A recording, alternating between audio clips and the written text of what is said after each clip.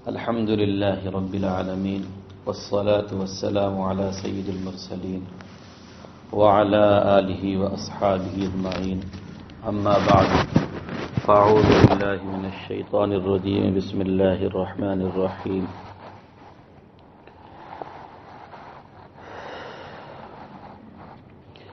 اهدنا الصراط المستقيم صراط الذين أنعمت عليهم غیر المغضوب علیہم ولا الضالین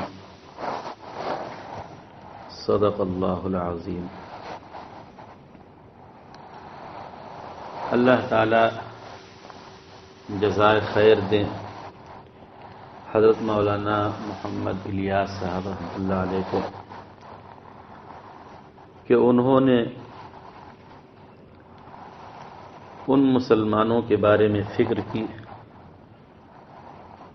جو بالکل دین سے غافل، دین سے لاپرواہ، دین سے دور اور یوں کہیے کہ دین سے ناآشنا تھے،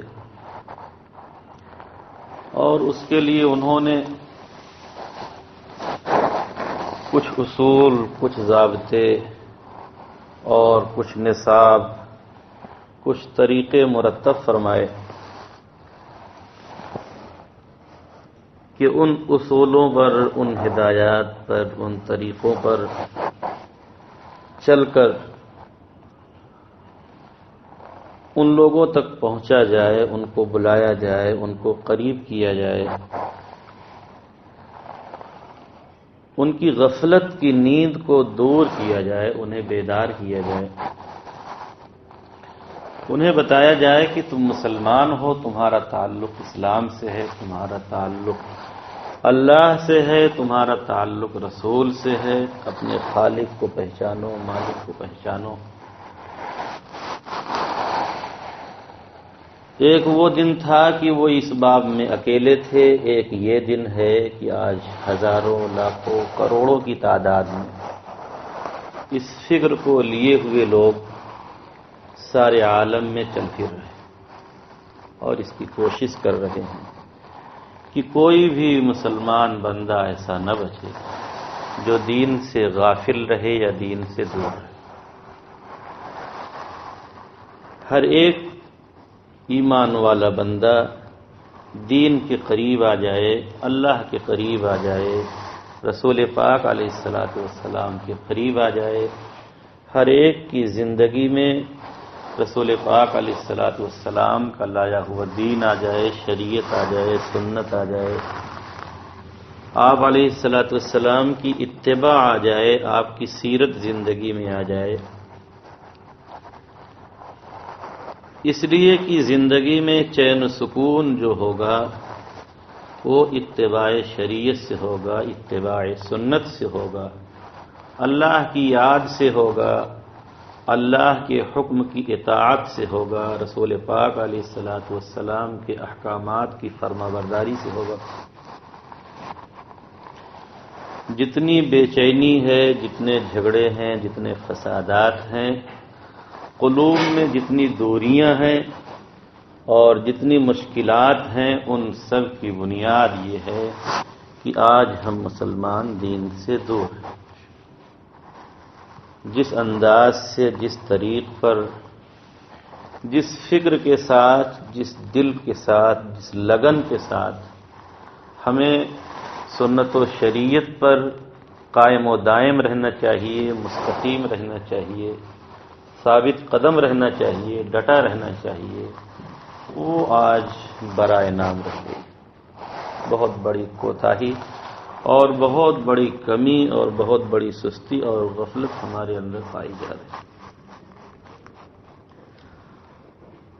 اللہ تعالیٰ نے حضرت مولانا کو کام کی توفیق بخشی، مولانا نے محنت کی اور محنت کرتے کرتے ہزاروں افراد، لاکھوں افراد اسلامی لباس سے آراستہ ہو گئے، داڑھیوں سے مزین ہو گئے، ان کے سروں پر ٹوپیاں آ گئیں، اللہ کا نام لینے والے بن گئے اور بہت سی بنیادی ضروری باتوں کو سیکھ لیا، پوچھ لیا، اس طرح سے بہت سارا خیر اور بہت سارا نفع وجود میں آیا۔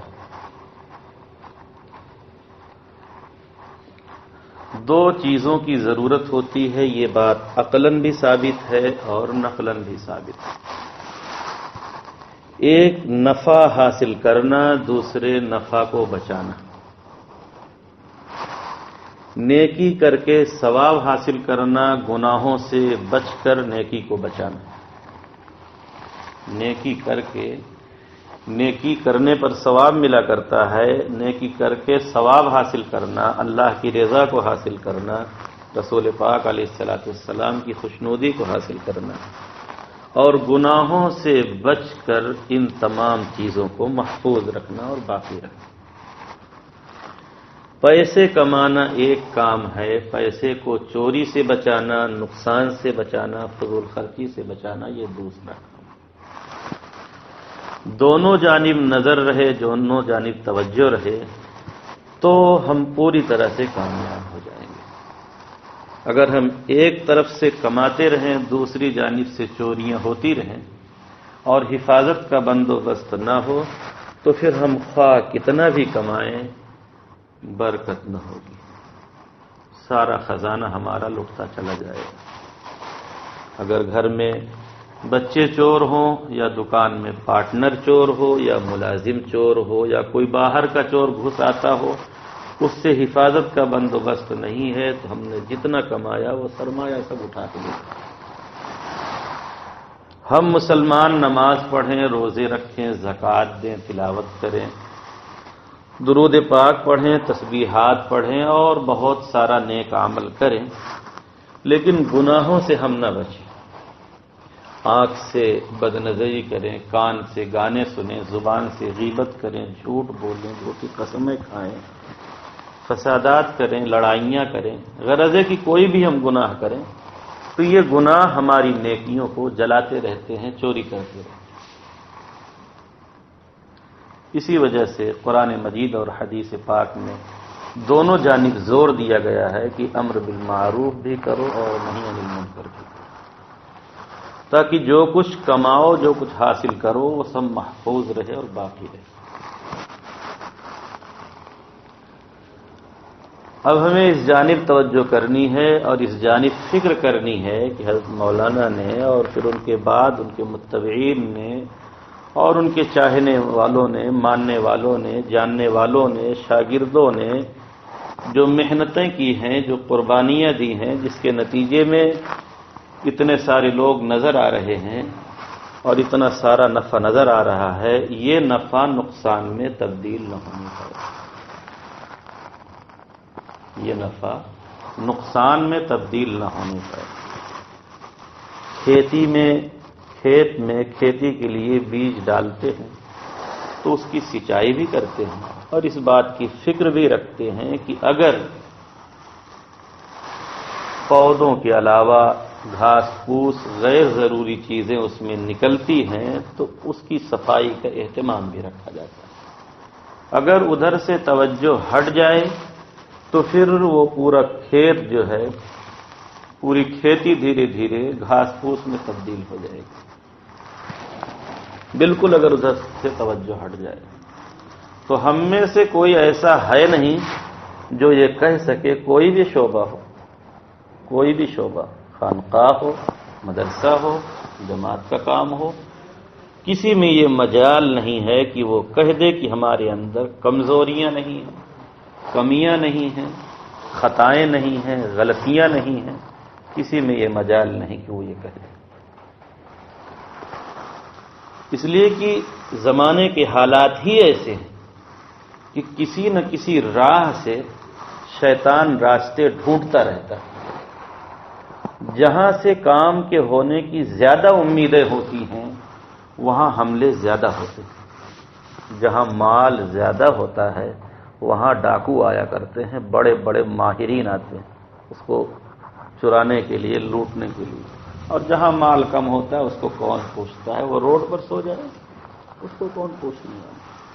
جتنا زیادہ مال ہوگا اتنا زیادہ پیچھے لگ جائیں گے۔ تو جتنا ہی زیادہ دین کے کام کرنے والے ہوں گے وہاں نقصان کرنے والے لوگ بھی پہنچیں گے۔ انسان بھی پہنچ سکتے ہیں، شیطان تو حملے کرے گا ہی۔ قرآن مجید کے مطابق بعض انسان شیطانوں کا رول ادا کرتے ہیں، اس سے بھی نقصان پہنچتا ہے۔ رسول پاک علیہ الصلوۃ والسلام کے زمانے میں اگر منافقین صحابہ کے بیچ میں گھس سکتے ہیں تو آج کے دور میں مسلمانوں کے بیچ میں بلا شبہ بدرجہ اولا منافقین گھس سکتے ہیں، اس سے کسی کو انکار کی گنجائش نہیں۔ ایسے واقعات پڑھنے اور سننے کو ملے ہیں کہ مصلی پر امامت کیا برسوں اور جاسوسی کرنے آئے تھے، جب جانے لگے تو بتایا کہ ہم تو جاسوسی کرنے آئے تھے، ہم مسلمان تھے ہی لیکن لوگوں کو پتہ نہیں چلا۔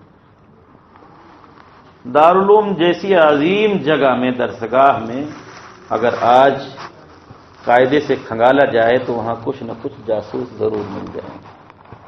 وہ اس لیے آتے ہیں اسلامی لباس پہن کر، اسلامی ناموں کے ساتھ، کہ دیکھیں یہ لوگ کرتے کیا، اور یہاں کی ساری خبریں وہ اپنے آقاؤں کو پہنچاتے ہیں۔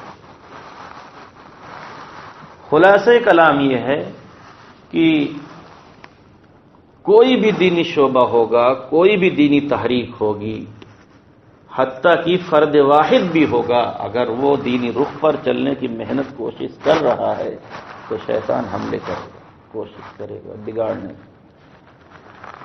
ہم میں سے جو مسلمان یہ سمجھ لے کہ ہم کامل و مکمل ہو گئے، اب ہم پر کوئی حملہ نہیں ہو سکتا۔ ریکارڈ کر سکتے ہیں، تھوڑی دیر کے لیے بند کر دوں۔ ہم میں سے کوئی یہ نہیں کہہ سکتا۔ ہمارے ساتھ بھی یہ ہو سکتا ہے، آپ کے ساتھ بھی ہو سکتا ہے، کسی کے ساتھ بھی ہو سکتا ہے۔ اور شیطان تو کھلا ہوا دشمن ہے، وہ کبھی نہیں چاہتا کہ ایک انسان مسلمان بن کر رہے اور وہ ایمان پر دنیا سے چلا جائے، کامیاب ہو جائے، وہ کبھی نہیں چاہتا۔ وہ مختلف تدبیریں، مختلف راستے، مختلف حربے اختیار کرتا ہے۔ جب یہ بات مسلمات میں سے ہے تو ہمیں اپنی کمیوں کو، اپنی خامیوں کو ٹٹولنا چاہیے۔ کہاں گڑبڑ ہو رہا ہے، کہاں ہم سے چوک ہو رہی ہے، کہاں ہم سے بھول ہو رہی ہے، اس کو ہمیں ٹٹولنا چاہیے۔ اور کمیاں دو طرح کی ہوتی ہیں۔ ایک کمی وہ ہوتی ہے کہ جس کو آدمی جانتا ہے کہ یہ گناہ ہے پھر بھی کرتا ہے۔ فلم دیکھنا، آدمی جانتا ہے کہ گناہ ہے لیکن کرتا ہے۔ سگریٹ پینا، جانتا ہے کہ پیٹ سے تکلیف ہوگی لیکن پی رہا ہے۔ تو جس گناہ کو ایک مسلمان گناہ سمجھ کر کرتا ہے تو وہاں پر اس بات کی امید ہوتی ہے کہ آج نہ صحیح کل توبہ کر لے گا، اس کو کہا جائے گا تو ماننے کی امید ہے۔ لیکن جو گناہ زندگی میں دین کے نام پر شامل ہو جائے، جس گناہ کو کوئی دین سمجھ لیتا، پھر جب دین سمجھ لیا تو توبہ کے کیا معنی؟ جب دین سمجھ لیا تو توبہ کے کیا معنی؟ تو پھر اس کے لیے تو بڑی محنت کرنی پڑتی کہ پہلے اس کو سمجھایا جائے، سمجھ میں آئے تب اس سے وہ گناہ چھوٹے۔ ایک چیز یہ ہوتی ہے۔ دوسری چیز یہ ہوتی ہے کہ ایک گناہ عمل کا ہوتا ہے، ایک گناہ عقیدے کا ہوتا ہے، نظریات کا ہوتا ہے، افکار کا ہوتا ہے۔ مثال کے طور پر ایک آدمی کہتا ہے، ایک آدمی انکار کرتا ہے کہ میں نماز کو نہیں مانتا، وہ مسلمان نہیں رہتا۔ دوسرا آدمی ہے جو مانتا ہے کہ نماز اللہ کا حکم ہے، پیغمبر کا حکم ہے، لیکن نماز نہیں پڑھتا۔ تو ایک تو کافر ہو گیا اور ایک مسلمان ہے، گنہگار ہے، فاسق ہے، بڑا گنہگار ہے، اس پر سزائیں ہیں لیکن مسلمان۔ اتنا فرق ہوتا ہے عقیدے اور عمل میں۔ عقیدے کے گناہ سے، فکر و نظر کے گناہ سے آدمی یا تو گمراہی تک پہنچ جاتا ہے یا تو کفر تک پہنچ جاتا ہے، لیکن فقط عمل کا گناہ ہوتا ہے تو اس کا ایمان باقی رہتا ہے مگر گنہگار رہتا ہے۔ ایک فرق یہ. اب ایک مثال میں پیش کرتا ہوں. یہ ہمارے رضاخانی حضرات، بریلوی حضرات اپنے آپ کو سنی کہتے ہیں. یہ ان حضرات کے یہاں باضابطہ قرآن خوانی، مروجہ قرآن خوانی، کسی کے انتقال کے بعد تیسرے دن قرآن خوانی کرتے ہیں، پھر 10ویں دن کرتے ہیں، پھر 40ویں دن کرتے ہیں. اگر ہم غور کریں اس جہت سے کہ کیا قرآن مجید پڑھنا بھی غلط ہو سکتا ہے؟ ہمارے علماء دیوبند کا فتویٰ یہ ہے، اور شامی میں لکھا ہوا ہے کہ یہ مکروہ ہے، بدعت ہے. جو میت کے تیسرے دن قرآن خوانی کرتے ہیں، یہ لوگ پڑھتے قرآن ہے، لیکن فتاوی میں لکھا ہے کہ یہ کہیں لکھا ہے مکروہ ہے، کہیں لکھا ہے بدعت. بھلا یہ کیسے ہو؟ پڑھیں وہ قرآن اور اس پر یہ حکم لگایا گیا.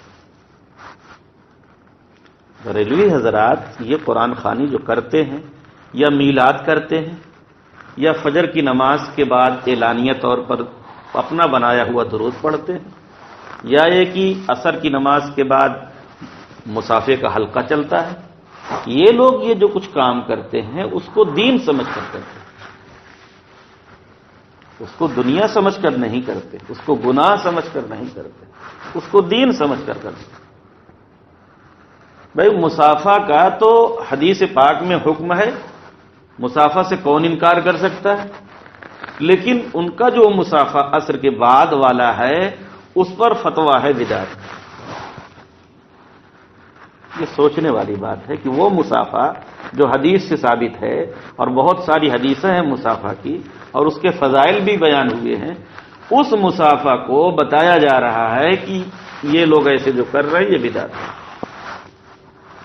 میلاد کا مطلب ہوتا ہے رسول پاک علیہ الصلوۃ والسلام کی ولادت کا تذکرہ کرنا. یہ لوگ کرتے ہیں اور ہمارے یہاں سے فتویٰ جاری ہوتا ہے کہ بدعت. سب سے پہلے مولانا رشید احمد صاحب گنگوئی رحمۃ اللہ علیہ نے فتویٰ دیا، اور پھر براہین قاطعہ میں تمام دلائل کے ساتھ اس کو لکھا گیا. یہ سوچنے کی چیز.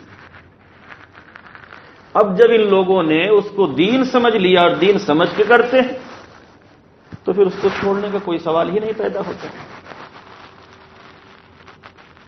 بھائی کوئی قرآن مجید پڑھے، نبی علیہ الصلوۃ والسلام کا تذکرہ کرے کچھ لوگوں کو جمع کر کے، اور عصر کی نماز کے بعد مصافحہ کرے، اور مائک پر کھڑے ہو کر اعلانیہ اجتماع کے ساتھ درود پاک پڑھے، تو یہ سب بدعت کیسے ہو جائے گا؟ یہ سوچنے والی بات ہے. بات در اصل یہ ہے کہ شریعت میں مردوں کو ثواب پہنچانے کے کئی طریقے ہیں. میت کو ثواب پہنچانے کے کئی طریقے ہیں. آپ چاہیں تو 2 رکعت نماز نفل پڑھیں، اس کا ثواب بخش دیں. آپ چاہیں تو کسی کو کپڑا خرید کر دیں اور آپ کو ثواب ملے، اس کا ثواب بخش دیں. آپ چاہیں کچا اناج کسی کو دے دیں، آپ چاہیں تو کھانا پکا کر کسی کو کھلا دیں، آپ چاہیں تو رقم کسی کو دے دیں غریب کو، اور اس کا ثواب بخش دیں. تمام طرق سے ہٹ کر ایک طریقے کو انہوں نے خاص کیا کہ بس قرآن مجید کے ذریعے ثواب پہنچانا ہے. ایک زیادتی انہوں نے کی. دوسری چیز شریعت میں یہ ثابت ہے کہ مرنے کے بعد آپ جب چاہیں تب آپ مردے کو ثواب بخش سکتے ہیں.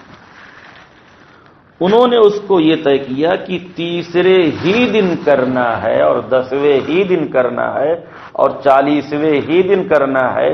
اس سے ہٹ کر جو کرے گا وہ نہ مانا جائے گا. تو یہ انہوں نے قید اپنی جانب سے زیادہ کر دی. یہ دوسری خرابی.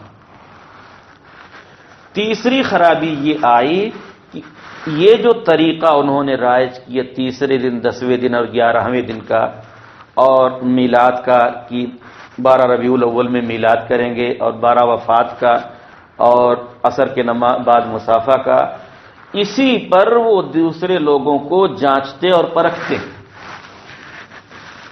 دوسرا آدمی نماز پڑھتا ہے، روزے رکھتا ہے، زکوٰۃ دیتا ہے، حج بھی کرتا ہے، قرآن شریف بھی پڑھتا ہے، داڑھی بھی رکھتا ہے، ٹوپی بھی لگاتا ہے، سب کچھ وہ کرتا ہے، لیکن کیا نہیں کرتا؟ تیسرے دن قرآن خوانی نہیں کرتا، ان کے جیسے میلاد نہیں کرتا، ان کے جیسے مصافحہ نہیں کرتا، ان کے جیسے درود نہیں پڑھتا، تو ان کا فیصلہ یہ ہے کہ یہ آدمی وہابی ہو گیا، بددین ہو گیا، گمراہ ہو گیا۔ سمجھا آپ نے؟ انہوں نے ایک طریقہ رائج کیا، جبکہ ان طریقوں کا ایک حصہ جو مجموعی حصہ ہے قرآن مجید پڑھنا، وہ شریعت میں ہے، اور مصافحہ کرنا وہ شریعت میں ہے، لیکن انہوں نے مصافحہ کو لے جا کے جوڑا نماز کے ساتھ کہ نماز کے بعد مصافحہ ہونا چاہیے۔ شریعت میں تو یہ تو نہیں تھا کہ نماز کے بعد ہونا چاہیے، یکا دکا کوئی کر لے تو منع نہیں ہے، لیکن کوئی اس کو رواج دے تو پابندی لگا دی جائے گی کہ جب شریعت میں نہیں ہے کہ عصر کے بعد ہی مصافحہ کرو اور رواج بنا کے کرو تو کون ہوتے ہو کرنے والے؟ یہ انہوں نے زیادتی کی اور اسی پر جانچنا شروع کیا کہ جو یہ نہ کرے وہ اپنا نہیں۔ جب جانچنے کا وہ معیار رسول پاک علیہ السلام نے نہیں بتایا، اللہ تعالیٰ نے نہیں بتایا، تو آپ کون ہوتے؟ میلاد کے لیے ان کے یہاں جو طریقہ رواج ہے اس کے خلاف آپ کتنے بھی جلسے کریں، آپ کا کوئی جلسہ میلاد قرار نہ پائے گا۔ آپ کتنے بھی جلسے کریں اس کو وہ میلاد نہ مانیں۔ ان کا جو وقت مقرر ہے اس میں آپ کریں، ان کا جو طریقہ مقرر ہے اس میں آپ کریں، جو کچھ وہ پڑھنے کے لیے کہیں وہ آپ پڑھیں، تو وہ آپ کا میلاد قرار پائے گا۔ یہ دائیں بائیں جو انہوں نے اس میں خرابیاں جوڑی اپنی طرف سے، جو چیزیں اپنی طرف سے جوڑی، اور ان چیزوں کو انہوں نے ایسے کیا جیسے کہ دین ہو۔ دین ہی پر تو لوگوں کو جانچا اور پرکھا جاتا ہے کہ دین پر جو نہیں وہ اپنا نہیں، اپنی بنائی ہوئی چیز پر کسی کو نہیں جانچا جاتا۔ پیغمبر علیہ الصلوۃ والسلام نے جو بنایا ہے، جو بتایا ہے، اللہ تعالیٰ نے جو بتایا ہے، اس پر کسی کو جانچا اور پرکھا جاتا ہے، اس پر جو ہو وہ دیندار ہے، اس پر جو نہ ہو دیندار نہیں۔ اس باریک فرق کی وجہ سے وہاں یہ احکامات لگائے گئے۔ یہ میں نے مثال دیا اس بات کو سمجھنے کے لیے کہ اگر زندگی میں کوئی گناہ دین کے نام پر شامل ہو جاتا ہے، کوئی گناہ زندگی میں دین کے نام پر شامل ہو جاتا ہے، تو پھر اس گناہ سے چھٹکارا پانا بڑا مشکل ہوتا ہے۔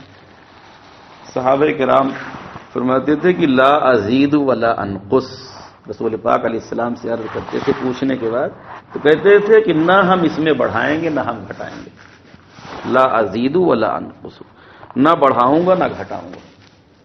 وہ واقعہ مشہور ہے کہ 3 لوگ آئے تھے، آپ علیہ السلام موقع پر موجود نہیں تھے۔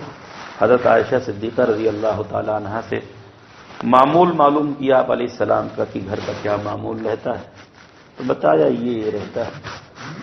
3 لوگوں میں سے ایک نے کہا کہ اب تو ہم بس ساری زندگی روزہ ہی رکھیں گے، دوسرے نے کہا کہ ہم نکاح ہی نہ کریں گے ساری زندگی، اور تیسرے نے کہا کہ ہم ساری رات تہجد ہی پڑھیں گے، اس لیے کہ رسول پاک علیہ السلام کا مقام تو بہت بلند ہے، اب ہم جو ہے اگر ان کے برابر عبادت یعنی کم کریں گے، جتنا رسول پاک علیہ السلام جتنی دیر کرتے ہیں اتنا ہی ہم بھی کریں گے، تو ہم کو کیا ملے گا؟ آپ کا مرتبہ تو بہت اونچا ہے پہلے ہی سے، تو ہم زیادہ کریں گے، ہم زیادہ کریں گے، ساری زندگی روزہ رکھیں گے مسلسل، اور ساری رات تہجد پڑھیں گے۔ اور ایک نے کہا کہ ساری زندگی نکاح ہی نہ کریں گے کہ کون اس چکر میں پڑے، اور جو ہے اتنے میں آپ علیہ السلام پہنچ گئے اور خبر دی گئی کہ یہ لوگ آئے تھے۔ پوچھا آپ علیہ السلام نے کہ یہ جو لوگ آئے تھے کیا کہہ رہے تھے آپس میں؟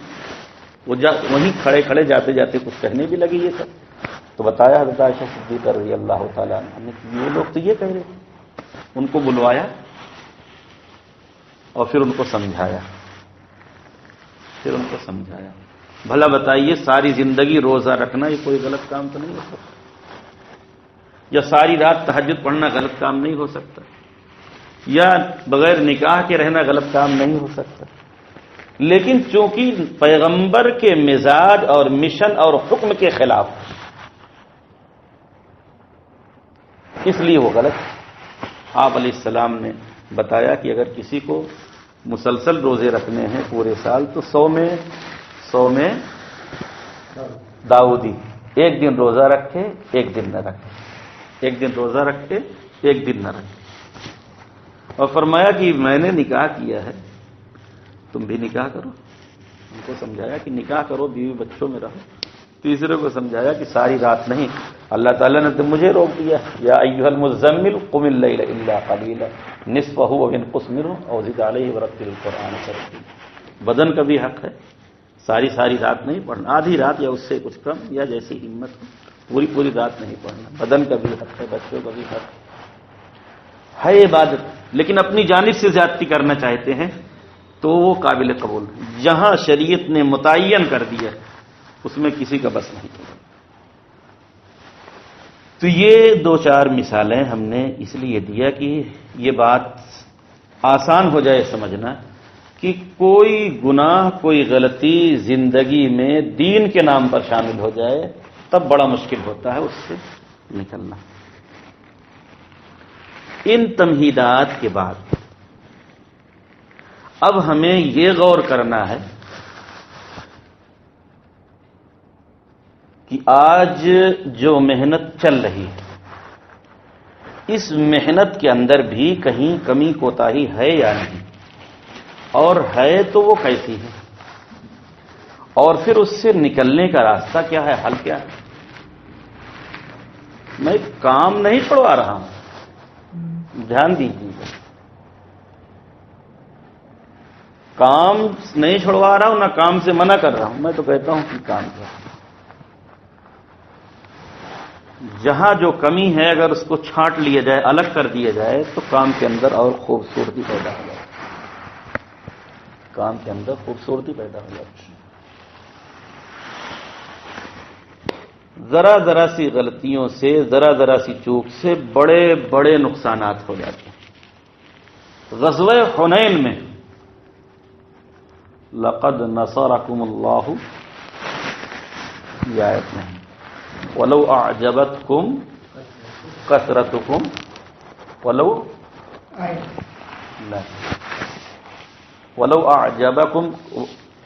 أَعْجَبَتْكُمْ كَثْرَتُكُمْ، تمہاری کثرت نے تمہیں خوش کر دیا، 10ویں پارہ میں ہے۔ غزوہ حنین کا واقعہ کہ 12,000 کا لشکر تھا اور جنگ کے لیے جا رہے تھے، تو چونکہ آپ علیہ السلام کا فرمان تھا، حدیث تھی کہ جب 12,000 کا لشکر ہوگا تو شکست نہ ہو۔ اب بعض صحابہ کرام کے دل میں یہ بات آنے لگی کہ آج تو ہم لوگ 12,000 ہیں،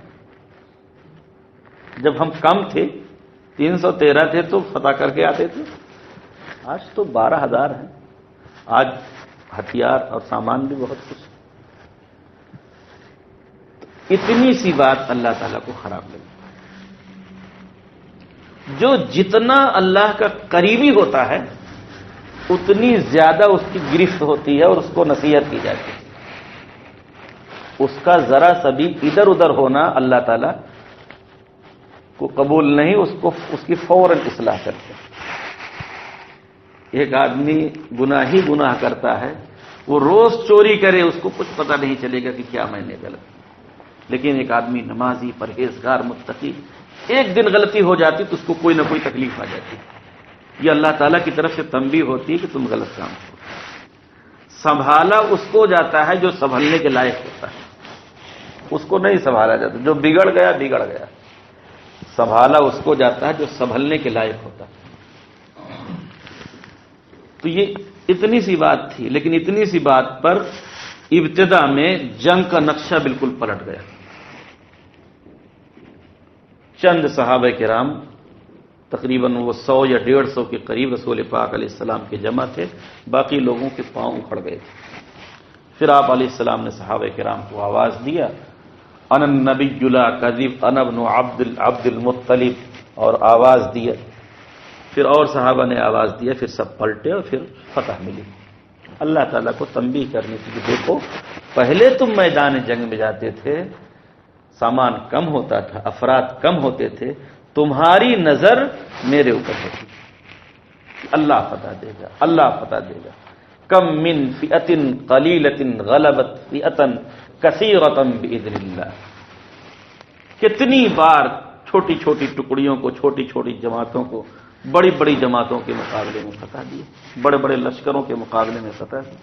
ادھر چھوٹا لشکر اڑا، ادھر بڑا لشکر۔ تو یہاں سے اندازہ لگایا جا سکتا ہے کہ جو لوگ دین کی راہ پر چل رہے ہوں، چاہے مدرسہ میں ہو، چاہے خانقاہ میں ہو، چاہے جماعت میں ہو، یا کسی اور شعبے میں ہو، کسی اور تحریک میں ہو، ان کی سوچ میں، ان کے خیالات میں، ان کے افکار میں اگر اس طرح کی بات آئے گی کہ نظر خدا سے ہٹ کر کسی اور جانب جائے یا کوئی اور غلطی کریں گے،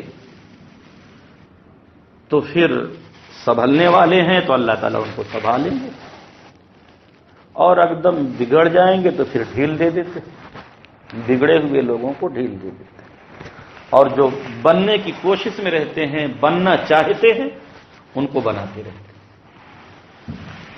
قرآن مجید میں ہے والذین جاہدوا فینا، وہ لوگ جو کوشش کرتے ہیں ہماری راہ میں چلنے کی، یعنی اللہ اور رسول کے حکم پر جو چلنا چاہتے ہیں، کوشش کرتے ہیں، خوب فکر رکھتے ہیں اور چلنا چاہتے ہیں، لنہدینہم سبلنا، ان کو ہم راستہ بتا ہی دیتے ہیں، ان کی کوشش پر، ان کی طلب پر، ان کی فکر پر۔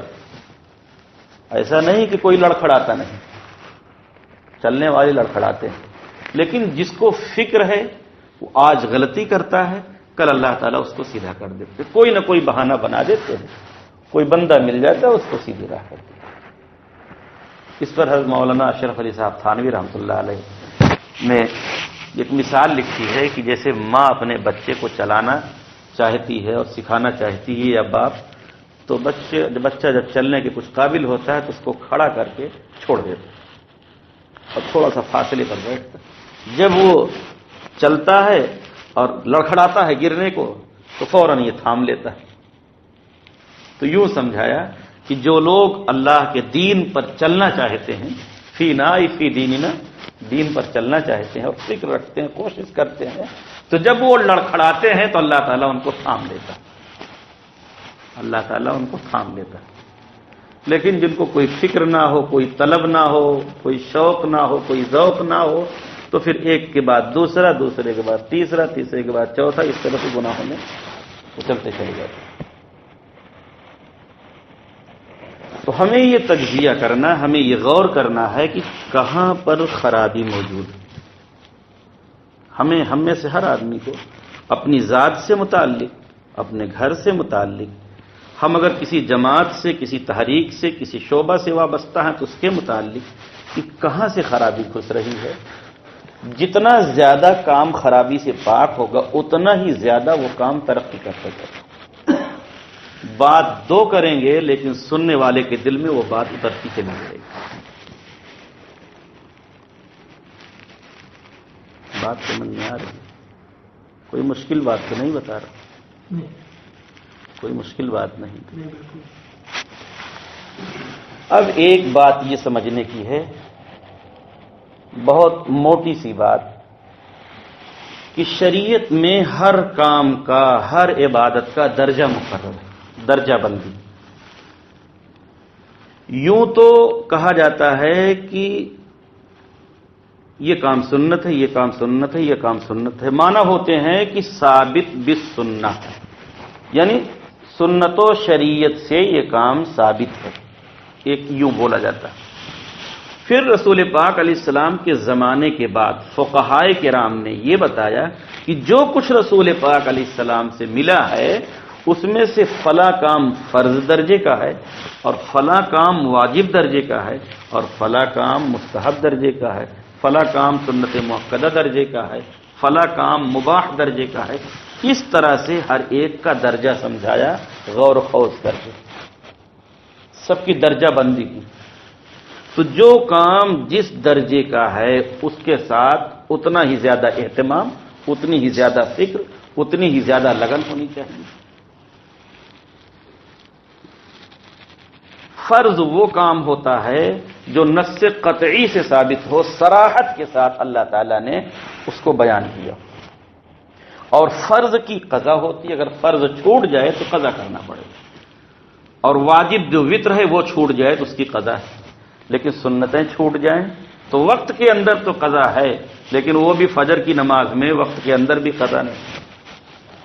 نفلیں چھوٹ جائیں تو اس کی کوئی قضا نہیں، وقت کے اندر جو پڑھتے ہیں سنتیں تو اس کا نام قضا نہیں ادا ہے، چاہے فرض سے پہلے اور چاہے فرض کے بعد۔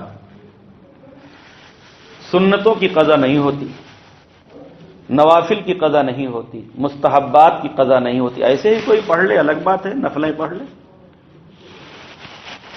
تو شریعت میں جتنے کام تھے سب کی درجہ بندی کر دی۔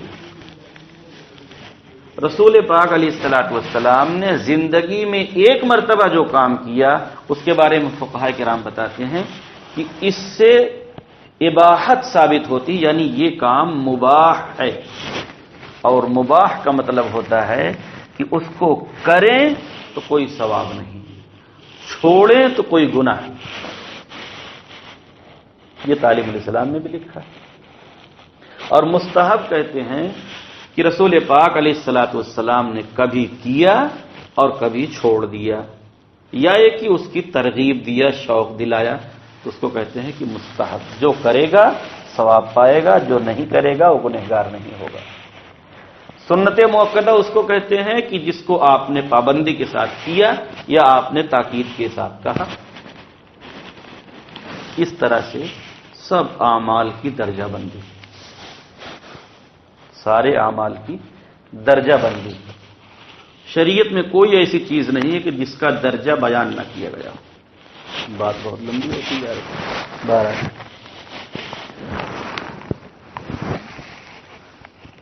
جو کام، جو ترتیب، جو نظام اللہ رسول کے بعد کوئی بندہ مرتب کرے گا،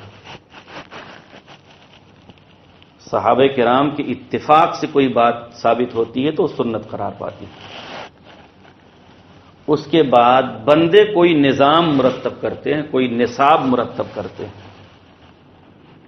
مثال کے طور پر مدرسہ ہے، مدرسے کے اندر یہ اوقات مقرر کیے جاتے ہیں کہ اتنے گھنٹوں کی پڑھائی ہوگی صبح، اتنے گھنٹوں کی پڑھائی ہوگی شام کو، اور اتنے گھنٹوں کی مغرب کے بعد پڑھائی ہوگی۔ کتابیں مقرر کرتے ہیں کہ یہ کتاب پڑھائی جائے گی، نورانی قاعدہ پڑھائیں گے یا سن القرآن پڑھائیں گے، یا اس کے علاوہ کوئی اور دوسری کتاب پڑھائیں گے۔ اردو کی کتابوں میں مختلف کتابیں علماء نے لکھی ہیں۔ ایک نصاب مرتب ہوتا ہے کہ یہ کتاب پڑھنا، اس سال یہ، اگلے سال یہ، اگلے سال یہ، اگلے سال یہ۔ چھٹیوں کے اوقات مقرر ہوتے ہیں، داخلے کے اوقات مقرر ہوتے ہیں، امتحانات کے اوقات مقرر ہوتے ہیں، کبھی کبھی کچھ نہ کچھ اس میں ترمیم ہوتی رہتی ہے۔ تو یہ جو نظام مرتب کیا جاتا ہے اس کو کہتے ہیں انتظامی امر، اس کو کہتے ہیں انتظامی امر۔ اور یہ جو نصاب مقرر کیا جاتا ہے بندوں کی جانب سے، اس کو بھی امر انتظامی کہا جاتا ہے۔ امر انتظامی کا مطلب یہ ہوتا ہے کہ اس کو شریعت کا درجہ حاصل نہیں ہے، اس کو شریعت کا درجہ حاصل نہیں۔ شریعت کے بارے میں تو یہ ہے کہ شریعت میں نہ کمی کر سکتے ہیں اور نہ زیادتی کر سکتے ہیں۔ من احدث فی امرنا ھذا ما لیس منہ فہو رد۔ من احدث، جس نے ایجاد کیا، نکالا، فی امرنا، ہمارے دین میں، فی امرنا ای فی دیننا، ما لیس منہ، جو ہمارے دین میں سے نہیں ہے۔ فقہائے کرام نے جو نکال کے بتایا وہ دین میں سے، تو دین میں سے جو نہ ہو اس کو دین کے اندر داخل کرنا، اس کو فرمایا کہ فہو رد، کہ پھر وہ رد ہے، اسے چھوڑ دیا جائے گا۔ اس کا ترجمہ ہوتا ہے کہ فہو رد، وہ مردود، قابل رد ہے۔ ایک ہے دین کے اندر داخل کرنا، ایک ہے دین کی حفاظت کے لیے کچھ انتظام کرنا، یہ بڑا فرق ہے۔ دین کے اندر کوئی بھی بات داخل کرنا بدعت ہے، اور دین کی حفاظت کے لیے اس کے باہر کوئی انتظام کرنا، یہ امر انتظامی کہلاتا ہے، وہ بدعت کے دائرے میں نہیں جاتا۔ اس کو ایک مثال سے یوں سمجھ سکتے ہیں کہ ابا نے ایک گھر بنایا اور کہا کہ دیکھو بیٹا اس میں کچھ کمی زیادتی مت کرنا. بچوں نے دیکھا کہ حالات خراب ہیں، چور ڈاکو ہر طرح کی آفت ہے، تو گھر کے باہر ایک چہار دیواری دور دراز سے کھینچ دیا، ایک بڑا گیٹ وہاں لگا دیا، یہاں تک کوئی پہنچ نہیں نہ پائے.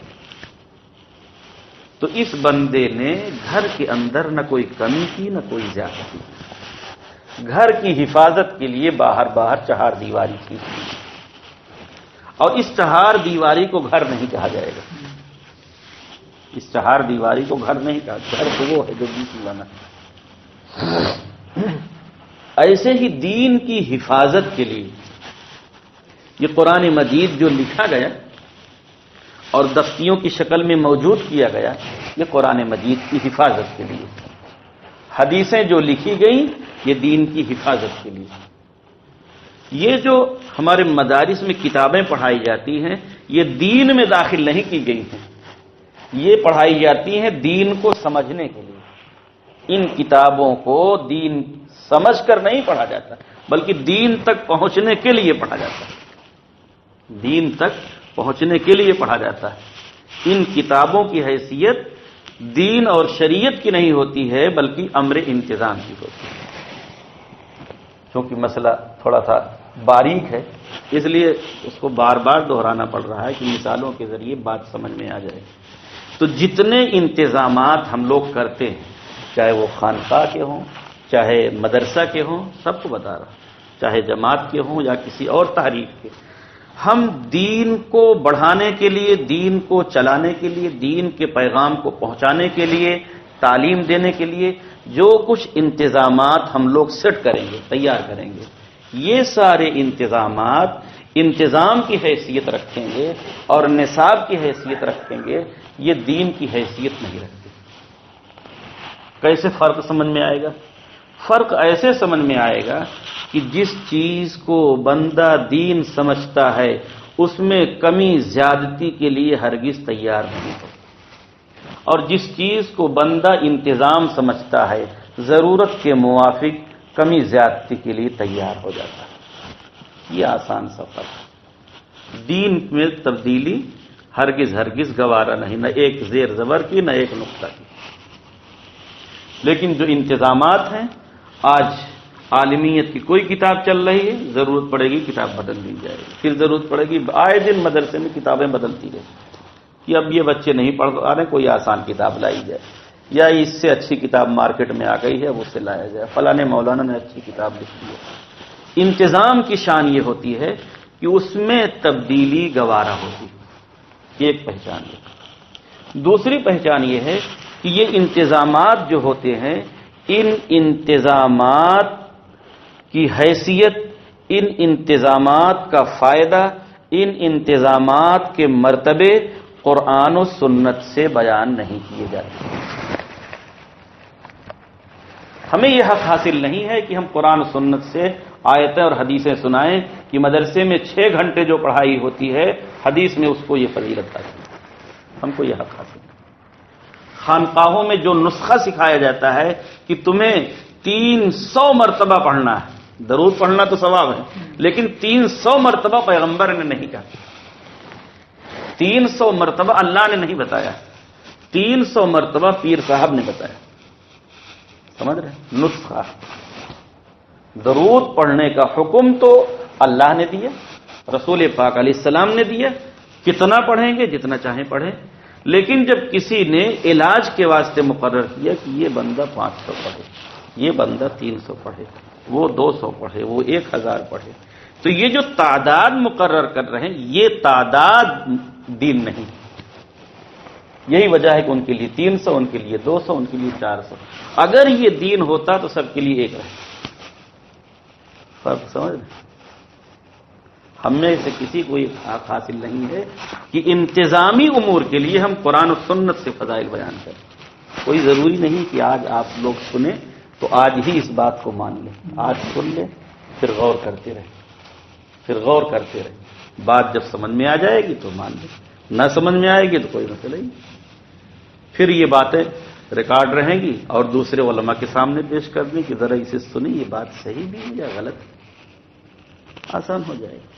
ہم نے اسی لیے مدارس کی بھی مثالیں، خانقاہوں کی بھی مثالیں.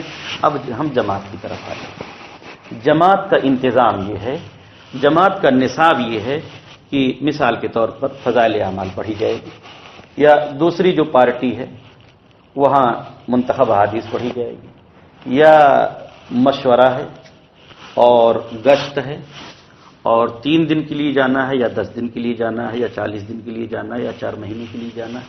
اس طرح کے جو امور متعین کی گئے ہیں، 6 نمبرات، یہ جو امور مقرر کیے گئے ہیں، یہ نسخہ حضرت مولانا الیاس رحمۃ اللہ علیہ نے تجویز کیا ضرورت کے اور زمانے کے لحاظ سے. اس کا نام ہے نصاب. اس کا نام ہے نصاب. اور نصاب کی خاصیت یہ ہوتی ہے کہ بندے کے اندر استعداد پیدا کرنے کے لیے اس کو پڑھایا جاتا ہے. ہم لوگ عالم بنتے ہیں تو جو نصاب کی کتابیں ہیں وہ اس لیے پڑھائی جاتی ہیں کہ قرآن مجید کو آپ سمجھ لیں اور حدیث پاک کو آپ سمجھ لیں. نصاب میں ہمیں عربی اور نحو اور منطق اور فلسفہ اور صرف اور اصول فقہ، اصول تفسیر، اصول حدیث، یہ ساری کتابیں ہم کو پڑھائی جاتی. ان نصابات کو اس لیے پڑھایا جاتا ہے تاکہ استعداد ہو جائے، صلاحیت ہو جائے، آپ اس قابل ہو جائیں کہ قرآن مجید اور حدیث پاک جو عربی میں ہے اس کو آپ سمجھ سکیں. اور جماعت کا جو نصاب مقرر ہے وہ اس کام کے لیے ہے کہ یہ نئے یہ جو غافل لوگ تھے جن کو بلایا جا رہا ہے، ان کے اندر یہ استعداد اور یہ قوت پیدا ہو جائے کہ اب دین پر چلنے کے لیے تیار ہو جائیں. اب ان کو جو آگے بتایا جائے کہ یہ کام اور دین میں ہے، اس کے لیے ان کے اندر شوق، ذوق اور ہمت پیدا ہو جائے. نصاب کا یہ مطلب ہوتا ہے. اللہ اور اللہ کے رسول نے یہ تو بتایا ہے کہ اکرام مسلم ہے شریعت میں، یہ تو بتایا ہے کہ اخلاص نیت ہے، یہ تو بتایا ہے کہ نماز ہے شریعت میں، یہ سب بتایا ہے. لیکن اللہ اور رسول نے کہیں یہ نہیں کہا ہے کہ 6 نمبر آپ کو مقرر کرنا ہے. سمجھ رہے؟ یہ کہیں نہیں ہے. ہاں بندے کو اختیار ہے کہ ضرورت کے لحاظ سے ایسا نصاب مقرر کرے کہ جس کے ذریعے لوگوں کے اندر صلاحیت پیدا ہو جائے. بندے کو اتنی اجازت دی گئی ہے کہ شروع میں ایسی چیزیں، اتنی باتیں سامنے رکھی جائیں کہ اس کے ذریعے وہاں تک آدمی پہنچ جائے. چنانچہ جگہ جگہ حضرت مولانا الیاس رحمۃ اللہ علیہ نے اس کی صراحت بھی کی ہے کہ یہ تو الف باتا ہے اور اس کے آگے کام ہے، اور یہ اس لیے ہے تاکہ استعداد پیدا ہو جائے، صلاحیت. اس کا جگہ جگہ اعتراف بھی ہے اور اس کا بیان بھی. تو یہ جو نصاب ہوتا ہے، یہ جو سلیبس، نصاب کے معنی انگریزی میں سلیبس جو ہوتا ہے، اس کی حیثیت انتظام کی ہوتی ہے. اس کی حیثیت انتظام کی ہوتی ہے. اور نصاب کی ایک شان یہ بھی ہوتی ہے کہ نصاب پورا ہونے کے بعد، جب نصاب مکمل ہو جاتا ہے اور آدمی کے اندر ایک استعداد پیدا ہو جاتی ہے تو اس کو آگے بڑھا دیا جاتا ہے. آپ دیکھیں، درجہ 1 آپ نے پڑھ لیا تو درجہ 2 میں چلے جاتے ہیں، درجہ 2 پڑھ لیا آپ نے تو 3 میں چلے جاتے ہیں، 3 پڑھ لیا تو آپ 4 میں پہنچ جاتے ہیں، 4 پڑھ لیا تو 5 میں، اس طرح سے آگے بڑھتے رہتے ہیں. اور نصاب کی ایک خاصیت یہ بھی ہوتی ہے کہ ایک زمانہ ایسا آتا ہے کہ جہاں یہ سلیبس پڑھنا بند ہو جاتا ہے، مکمل ہو جاتا ہے. اب اس کے بعد یہ سلیبس جس مقصد کے لیے پڑھا تھا وہ کام شروع ہو جاتا ہے. مثال کے طور پر انجینئرنگ کا سلیبس ہم پڑھ رہے تھے، سلیبس مکمل ہو گیا، ہمیں سرٹیفکیٹ مل گیا، ہم انجینئر ہو گئے، اب وہ کام شروع کریں گے. ڈاکٹری کا سلیبس ہم پڑھ رہے تھے، درجہ بدرجہ وہ پڑھ لیا، سرٹیفکیٹ مل گیا، اب ڈاکٹری کا کام شروع کریں گے.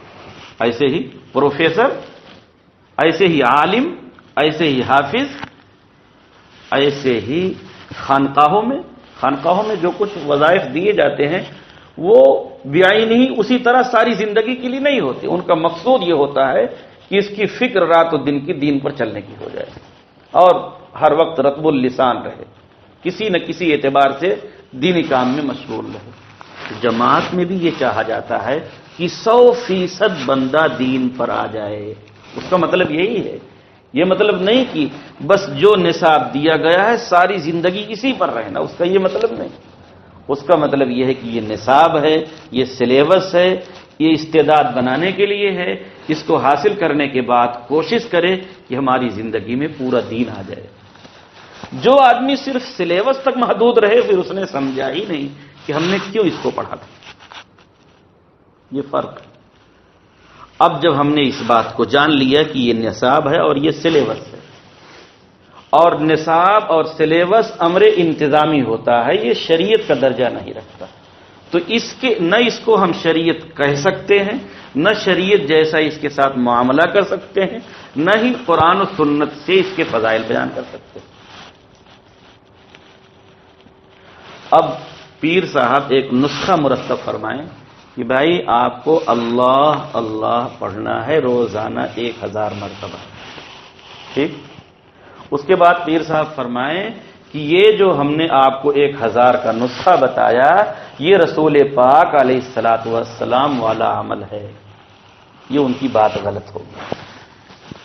اللہ اللہ کہنا تو قرآن میں حکم ہے، اذکروا اللہ ذکرا کثیرا فاذکرونی اذکرکم، لیکن 1000 یہ اللہ اور رسول نے 1000 کا نسخہ پیر صاحب نے بتایا، سمجھ رہے ہیں؟ اللہ اللہ کہنا یہ تو قرآن میں، لیکن 1000 کا نسخہ یہ پیر صاحب نے بتایا۔ قرآن و سنت میں حدیث پاک میں یہ تو ہے کہ علاج کرو، لیکن اتنے دن علاج کرو، یہ دوا کھاؤ، یہ ڈاکٹر صاحب بتا رہے ہیں۔ اب ڈاکٹر صاحب کہیں کہ یہ جو نسخہ ہم نے تجویز کیا ہے 21 دن کے لیے 22 دن کے لیے، یہ تو رسول پاک علیہ السلام کی بتائی ہوئی بات ہے، یہ تو کہہ سکتے ہیں کہ علاج کرنا یہ شریعت سے ثابت ہے، لیکن یہ نہیں کہہ سکتے کہ 22 دن جو ہم کہہ رہے ہیں نا یہ بھی وہاں سے ثابت ہے۔ ہاں اجازت ہے کہ ضرورت کے لحاظ سے ان کو 15 دن کھلائیے، ان کو 3 دن کھلائیے، ان کو 12 دن کھلائیے۔ یہ ایک بات کو سمجھا رہا ہوں، ایک باریکی کو۔ ایسے ہی جماعت کا جو نصاب ہے، انتظام ہے، نصاب ہے، سلیبس ہے، اکرام مسلم اللہ کا حکم ہے، اخلاص نیت اللہ کا حکم ہے، لیکن یہ جو ترتیب ایک ساتھ بنائی گئی ہے کہ اس کو عشاء کے بعد کرنا ہے، اس کو مغرب کے بعد کرنا ہے، اس کو فجر کے بعد کرنا ہے، اور اس کو 3 دن کرنا ہے، اس کو 10 دن کرنا ہے، یہ نسخہ، اس نسخے کے بارے میں یہ تصور کرنا کہ بعین ہی پورا کا پورا ایسے ہی رسول پاک علیہ السلام نے سمجھایا ہے، ایسے ہی کر کے بتایا ہے، یہ ہم نہیں کہہ سکتے اور نہ ایسا ہم سوچ سکتے۔ ایسا کہنا یا ایسا سوچنا یا ایسا ذہن تیار کرنا یہ بات غلط ہے۔ اب میں نے آپ کو بتایا کہ ایک غلطی یہ ہے کہ ہم نصاب کے ساتھ دین جیسا معاملہ کریں اور اس کا فرق نہ سمجھیں، نصاب اور سلیبس کو قرآن و سنت کہیں، قرآن و سنت کا حکم کہیں، یا نصاب و سلیبس کو نبیوں والا عمل کہیں، صحابہ والا عمل کہیں، نبیوں کی سنت کہیں۔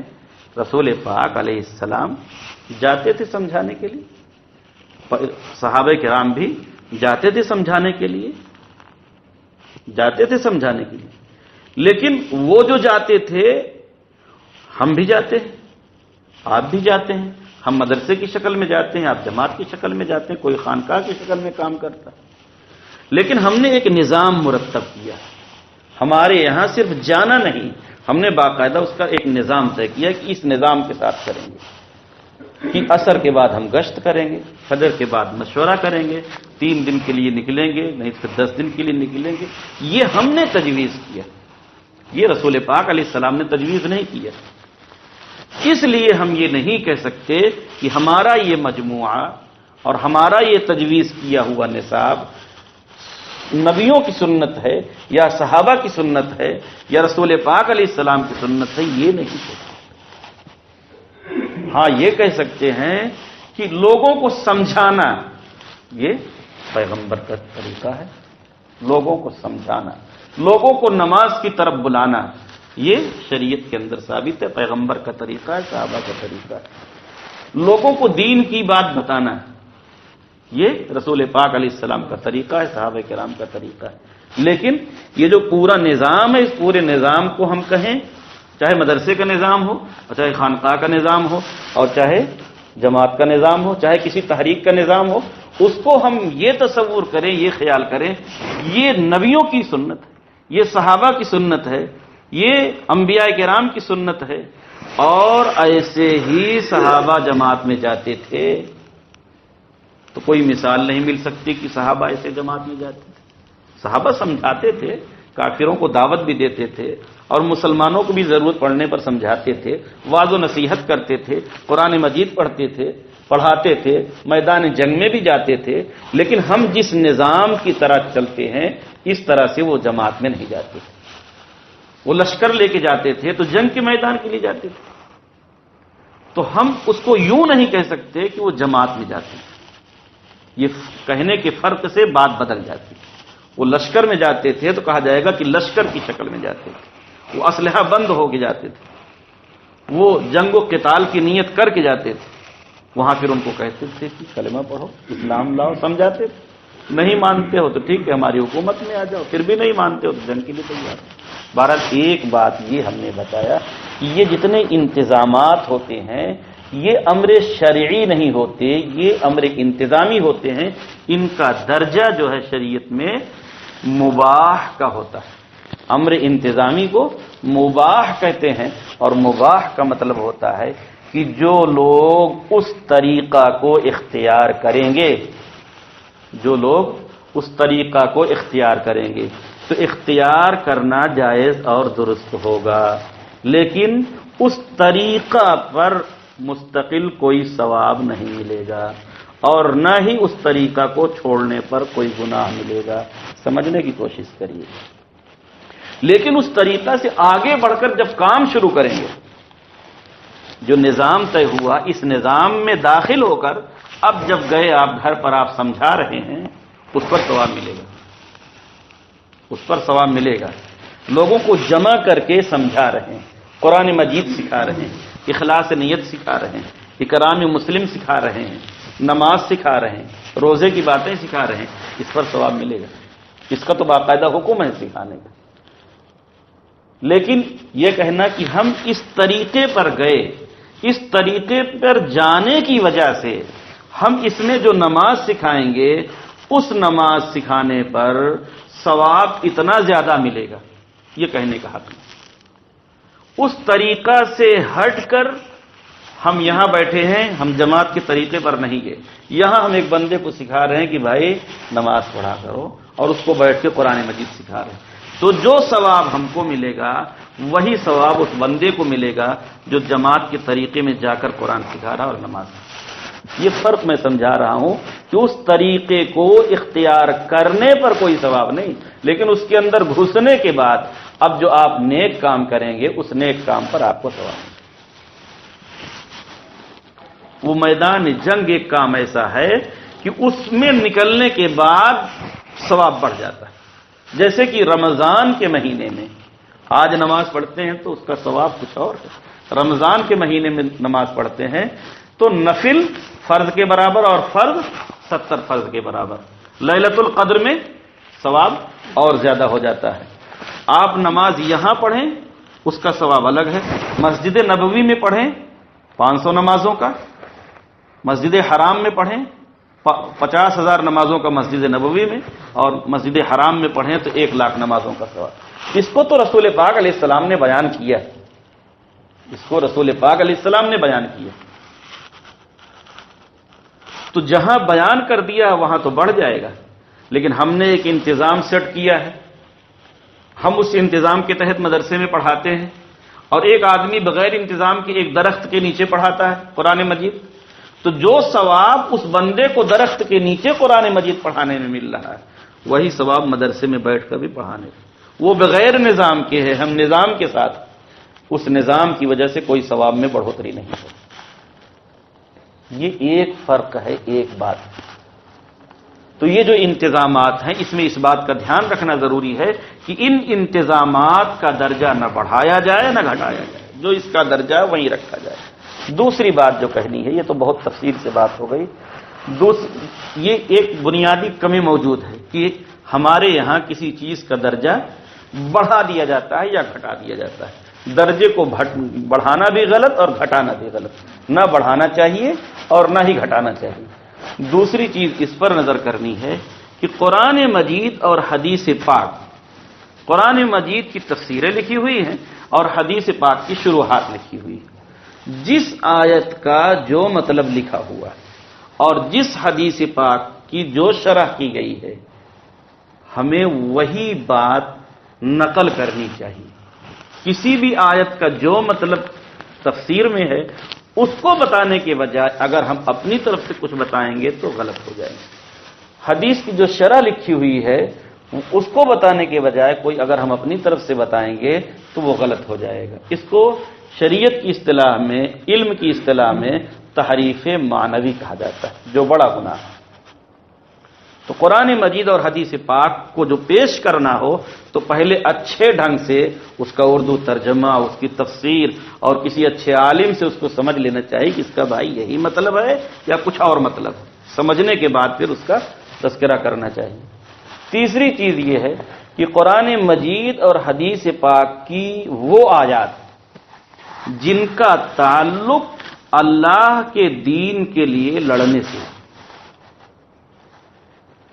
جن کا تعلق اللہ کے دین کے لیے لڑنے سے، ان کو وہاں سے اٹھا کر کسی اور کام پر فٹ کرنا، چاہے وہ خانقاہ کے لوگ ہوں، چاہے وہ مدرسہ کے لوگ ہوں، چاہے وہ جماعت کے لوگ ہوں، یہ صحیح نہیں. یہ صحیح نہیں. جیسے یہ صحیح نہیں ہے کہ نماز کے لیے جو آیتیں جو حدیثیں ہیں ان کو حج کے لیے پڑھنا، روزے کی جو آیتیں جو حدیثیں ہیں ان کو پڑھ کر نماز سمجھانا، نماز کی ترغیب دینا، زکوٰۃ کی جو آیتیں جو حدیثیں ہیں ان کو پڑھ کر قرآن پڑھنے کی ترغیب دینا. جیسے یہ صحیح نہیں ہے ویسے یہ بھی صحیح نہیں ہے کہ جو آیتیں جو حدیثیں جنگ لڑنے کی ہیں ان کو وہاں سے اٹھا کر یہاں لانا. کسی کے لیے بھی ایک چیز ٹھیک نہیں. اب یہاں پر یہ بات کہی جاتی ہے دین کی محنت، یہ بھی دین کی محنت، وہ بھی دین کی محنت، یہ بھی دین کی محنت، وہ بھی دین کی محنت. تو ہم کہتے ہیں کہ یہ بھی عبادت، وہ بھی عبادت، نماز بھی عبادت، روزہ بھی عبادت، زکوٰۃ بھی عبادت، حج بھی عبادت. تو اس کو یہاں سے وہاں، اس کو وہاں سے وہاں کر دیا جائے. اور دنیاوی مثال، کھانا، دال کھائیں، روٹی کھائیں، چاول کھائیں تو بھی کھانا، دال کے بجائے گوشت کھائیں تو بھی کھانا. دالوں میں کئی قسمیں ہیں، کوئی چنا کی دال ہے، کوئی ارہر کی دال ہے، کوئی مسور کی دال ہے تو بھی کھانا. گوشتوں میں کئی قسم کے گوشت ہیں، بکرے کا گوشت ہے، مرغے کا گوشت ہے، بڑے کا گوشت ہے تو بھی کھانا. لیکن ہر ایک کا نام الگ الگ ہے، ہر ایک کی لذت الگ الگ ہے، ہر ایک کی قیمت الگ الگ ہے فرق نا. ایسے ہی دین کی محنتیں ہیں، مدرسہ چلانا، خانقاہ میں بیٹھ کے کام کرنا، لوگوں کو جا کے سمجھانا، جماعت کی شکل میں کام کرنا، کئی قسم کی دین کی محنتیں. میدان جنگ میں جا کے لڑنا دین کی محنتیں، لیکن دین کی ہر محنت کا نام الگ الگ اور ہر محنت کی لذت، ہر محنت کا ذائقہ الگ الگ، اس کا حکم الگ الگ ہے، اس کا ریٹ، اس کی قیمت، اس کا فائدہ الگ الگ ہے. اس لیے اس کو یہاں، اس کو وہاں، اس کو وہاں نہیں کر سکتے. یہ دوسری بات ہو گئی کہ آیات و احادیث میں سے بالخصوص جو آیات و احادیث اللہ کے دین کے لیے جنگ لڑنے سے متعلق ہیں ان کو یہاں سے وہاں نہیں کر سکتے. اور ایک غلطی اور پائی جاتی ہے، وہ غلطی یہ ہے کہ بیانات، ایک تو یہ ہے کہ ہم موٹی موٹی باتیں، جو باتیں منصوص ہیں یعنی صراحت کے ساتھ بیان ہوئی اور اتنی واضح ہیں کہ ہر عام خاص جانتا ہے. مثلا جھوٹ بولنا گناہ ہے، نماز چھوڑنا گناہ ہے، چوری کرنا گناہ ہے. یہ مثال دے رہا ہوں. اس طرح کی موٹی موٹی باتیں یہ ہر مسلمان تقریباً جانتا ہے. تو ایسی باتیں الگ الگ ملتے جلتے ہر ایک کو کہنے کا حق ہے، یا دو چار لوگوں کے بیچ میں کہنے کا حق ہے، اور یہ انسانیت کا تقاضا بھی ہے، محبت کا تقاضا بھی ہے، شریعت کا حکم بھی ہے کہ ان کو کہا جائے، ان کو سمجھایا جائے۔ لیکن باریک مسائل جن کو سب لوگ نہیں سمجھ سکتے، باریک گناہ جن کو سب لوگ نہیں سمجھ سکتے، باریک نیکیاں جن کو سب لوگ نہیں سمجھ سکتے، اس کو سب لوگ نہ کہیں گے، اس کو علماء حضرات کہیں گے۔ اور اسٹیج پر بیٹھ کر، ممبر پہ بیٹھ کر بیان کی شکل میں کہنا، یہ علماء کرام کا منصب ہے، عام لوگوں کا منصب نہیں۔ یہاں سے نقصان بہت زیادہ ہوا۔ ایک آدمی بیچارے کو دو چار باتیں یاد ہوئی اور کوشش کیا، بولنا شروع کیا۔ اب جب بولتا ہے تو بولتے بولتے کچھ نہ کچھ غلط بھی ہو جاتا ہے، اب اتنا پڑھا نہیں، اب وہ کچھ غلط ہو جاتا ہے، محبت میں بات آگے چلی جاتی ہے، پھر اور آگے چلی جاتی ہے، وہ بات چل رہی، وہ بات چلتی چلی جا رہی۔ تو اس کا حل یہ ہے کہ اس کو یہیں پر بند کیا جائے۔ جماعت کے اندر بیٹھ کر لوگوں کو یہ طے کرنا چاہیے کہ جو عمومی بیان ہوگا، جو بیان کے انداز پر گفتگو ہوگی، اسے ہمیں علماء کرام سے کرانا ہے، وہ اس بات کو سمجھیں، اور جو ایسے مذاکرہ ہوگا، انفرادی باتیں ہوں گی، اس لیے ہم سب لوگ مل کر کر لیں گے۔ تو ایک خرابی یہاں پر یہ پائی جاتی۔ یہ چند باتیں ہم نے موٹی موٹی سامنے رکھی ہیں کہ جس کو غور کیا جائے اور سمجھا جائے تو اس کا علاج ہو سکتا ہے، اس کا دفاع ہو سکتا ہے۔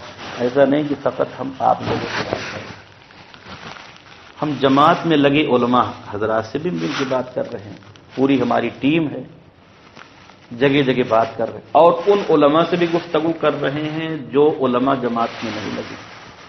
آپ یقین جانیں، علماء کرام کے دل و دماغ سے جماعت کا کام بالکل باہر نکلتا چلا جا رہا ہے۔ اس کی وجہ یہ ہے کہ ایک تو جماعت میں ایسی بڑی خرابیاں موجود ہیں، دوسری وجہ یہ ہے کہ کہنے کے بعد سننے کے لیے تیار نہیں ہوتے، اور کوئی کچھ کہتا ہے تو اس کو یوں کہہ کے ٹال دیتے ہیں کہ یہ تو مخالف ہوگا، یہ تو مخالف ہوگا۔ اور ابھی نومبر کے مہینے میں گجرات کے علاقے میں ایک ضلع میں ہم نے ایک ہفتہ قیام کیا اور وہاں باتیں کی، تو صحیح حل یہ ہے کہ ہم جو غلط بولیں آپ اس کو ہمیں کہیں۔ آج کل موبائل کا زمانہ ہے، نمبرات بھی چالو رہتے ہیں۔ اس کا حل یہ نہیں ہے کہ آپ پیچھے کہیں یہ تو کوئی بریلوی معلوم ہوتا ہے، یہ کوئی جماعت اسلامی کا معلوم ہوتا ہے، یا یہ کوئی غیر مقلد معلوم ہوتا ہے۔ یہ باتیں ایک مسلمان کی شایان شان ہے، یہ باتیں ایک مسلمان کی شایان شان ہے۔ اگر کسی کو تسلی نہیں ہے، اطمینان نہیں، تو ہمارے ساتھ سفر کرے، ہمارے گھر ہمارے ساتھ رہے مہینہ دو مہینے، دیکھیں ہمارا پورا شجر نسب یہاں سے دارالعلوم تک، خاندان در خاندان پورا مطالعہ کرے، ہماری زندگی کو دیکھیں۔ ایسے الزامات سے کوئی فائدہ نہیں۔ اللہ تعالیٰ کے یہاں یہ کہہ کر ہم لوگ نہیں بچ سکتے کہ وہ تو رہا ہوگا کوئی جماعت اسلامی کا رہا ہوگا، نہیں۔ جب آپ کو معلوم ہے کہ ایک دیوبندی عالم ہے، ایک قاسمی عالم ہے، مفتی ہے، قرآن مجید کا حافظ ہے، نماز روزے کا پابند ہے، علماء حضرات اس کو جانتے ہیں، پہچانتے ہیں، اور اس کے بعد آپ کو وہ ساری باتیں کھول کھول کے بتا رہا ہے، سمجھا رہا ہے، تو آپ سنیے اور سمجھیے، پھر ان باتوں کو آپ اپنے علماء کے سامنے بھی رکھیے، جن کے اوپر آپ کو اعتماد ہے، جو جماعت میں لگے ہیں، ان کے سامنے رکھیے۔ اگر اس میں باتیں غلط ہیں تو وہ بتائیں کہ یہ غلط ہے، یہ غلط کہی جا رہی ہے۔ ہم آپ کو وہ باتیں بتا رہے ہیں جو دارالعلوم دیوبند کے فتاوی میں لکھی ہوئی ہیں، دارالعلوم دیوبند کے فتاوی میں جو باتیں لکھی ہوئی ہیں وہ بتا رہے ہیں۔ اگر کسی کو دارالعلوم دیوبند ہی پر اطمینان نہ ہو تو پھر اطمینان کس پر کریں گے، کس پر اطمینان کریں گے؟ دارالعلوم دیوبند میں جو فتاوی جاری ہوتے ہیں، بہت غور و خوض کے بعد، بڑی محنت کے بعد، بڑی کوشش کے بعد، کہیں کچھ کوتاہی اور چوک رہ جاتی ہے تو اس کو واپس بھی لیتے ہیں، کبھی ان کو بھی متوجہ کی جاتا ہے، وہ بھی واپس لیتے ہیں۔ یہ چند باتیں میں نے آپ حضرات کی خدمت میں عرض کی ہیں. اللہ تعالیٰ سے دعا کرتا ہوں کہ ہمیں بھی اللہ تعالیٰ صراط مستقیم پر، صحیح راستے پر، سنت و شریعت کے موافق جینے کی، مرنے کی توفیق عطا فرمائے، اور آپ حضرات کو بھی سنت و شریعت کے موافق کام کرنے کی توفیق عطا فرمائے. وآخر دعوانا الحمدللہ.